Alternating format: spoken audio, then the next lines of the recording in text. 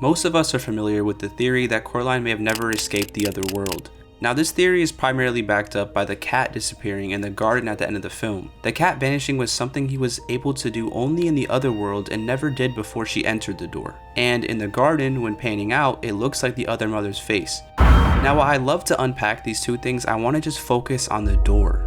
Coraline stumbles upon the door while exploring the house after her parents practically told her to leave them alone.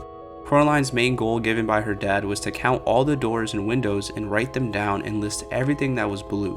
While Coraline was focused on this goal, writing down the one boring blue boy, she placed her Coraline doll on the table.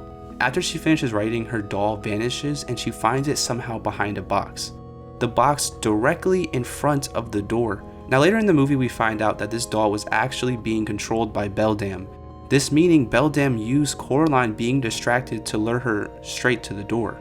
Coraline's curiosity leads her begging her mom to open the door, unfortunately just revealing a brick wall. However, that night, some mice wake Coraline up and bring her back to the door, which is now a vibrant tunnel of purple and blue that transports her into what she believes is a perfect reality. Now Coraline enters this tunnel from her reality a total of 4 times, but only leaves from the door twice, which doesn't add up. If she entered the tunnel 4 times, she would have to also leave through the tunnel 4 times as well. The first time Coraline enters the door, she goes to bed and wakes up back in her supposed reality instead of going back through the door. Most people don't think much of this, but it's not until Coraline and the cat take a walk in the other world till you realize the capabilities and powers Beldam really possesses. After Coraline gets the offer for Beldam to sew buttons in her eyes, she tries to escape by first going to bed like the other times. The thing is, this time when she wakes up, she is still in the other world. How is it that she can't return to her reality simply by sleeping this time? This shows that it's up to Beldam to send her back to her reality, leaving us with only 2 explanations. Either Beldam would move her all the way back through the tunnel back home mid-sleep, which would be extremely risky because of the fact her parents could spot her, or what some people think, Beldam ordered the rats to bring Coraline back home. The other explanation would be that Beldam altered her surroundings into her supposed reality when she woke up. I personally think the second explanation makes more sense, since if she was moved all the way through a tunnel, how could she be in the exact same position waking up? Anyways, she tries to escape by leaving the house and runs off. Unfortunately, she reaches a void of nothing but whiteness, which the cat refers to as the empty part of the world. This means that everything Coraline is seeing is just a simulation. It's not real whatsoever. Beldam has complete control of what Coraline sees, so it wouldn't be out of the question that Beldam could easily replicate Coraline's reality. Something interesting I thought of as well, which might correlate to the theories that the cat is evil, is when they are walking through the empty part, the house and everything renders back in. Coraline, confused on how they are back, looks to the cat for an answer, to which he responds, "Walk around the world." Now the best way I can explain this is with a globe.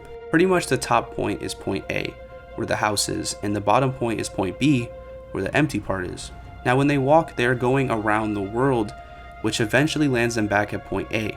But this makes absolutely no sense to me at all. If you walked around the world, you would end up at the back of the house, not the front.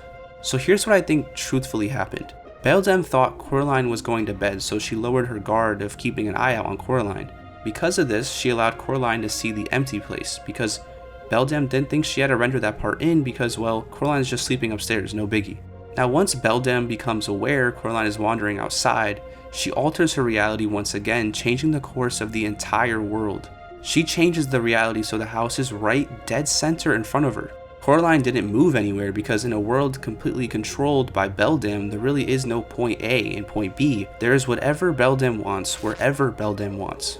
Anyways though, Coraline goes back into the house and ends up finally escaping back through the door for the first time. But knowing this door could just be another part of the simulation, it's hard to know if she really did go back, especially since she wandered away from the original house, point A, which would mean the house she leaves in this time is entirely fake, including the door, and is not the house with the door she first entered in.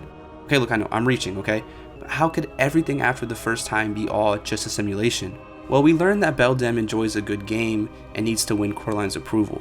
Beldam could have just eaten Coraline the first time she met her, but that's not fun for Beldam. Also, according to many theories, Beldam feeds on kids' souls to continue existing. If you needed something to continue existing and possess the power of Beldam to create complete realities, you wouldn't take any precautions of Coraline's reality getting better and her not coming back. She needs to win the approval of Coraline so she can take her eyes, which are supposedly the windows of the soul, and taking them allows Beldam to consume her essence. Now, Beldam being able to control the quote-unquote real world would allow her to ensure that this world was as awful as it was before and doesn't change, so Coraline will crave the other world Beldam is creating for her. The way I can back this up is because when Coraline was unaware of the horror of Beldam, her normal reality seemed completely normal, but it's not until after Coraline realizes she's a spider and escapes that some really weird stuff starts happening in this reality. Beldam knows she needs to get Coraline back, but she can't have her knowing that she's controlling this reality. She still needs those eyes. So Beldam shows Coraline her parents trapped in a mirror, which is something that doesn't just happen in real life. It's supernatural, it's magic, it's just not something that is realistic. Beldam is smart and knows that by doing this she can create a new deal. I'll release your parents if you give me your eyes. She also gets a triangular supernatural ring from her neighbor that is the only and main tool in helping Coraline find the lost child's eyes. Also, when Coraline gets back for the last time, her parents are extremely off and have snow dripping off them when there is definitely no snow outside. I feel like Beldam set this entire thing up to have the perfect game, and by the perfect game I mean a perfect bet of getting her eyes. Everything, and I mean everything, lines up for the game. Find the kid's eyes and your parents before the time runs out. Perfectly. Her original plan didn't work, and Beldam had to create an entirely new game that ends with Coraline's eyes being carved out. It's hard to figure out why Beldam needs permission from her prey to take their souls. Many people speculate that Beldam loves her prey and wants to love back before consuming her prey, and some like me speculate she just likes a good game, which would make sense since she has to be extremely lonely just waiting for her next victim. Others link Beldam to Pennywise, who, when getting someone to love him, makes his meal tastier.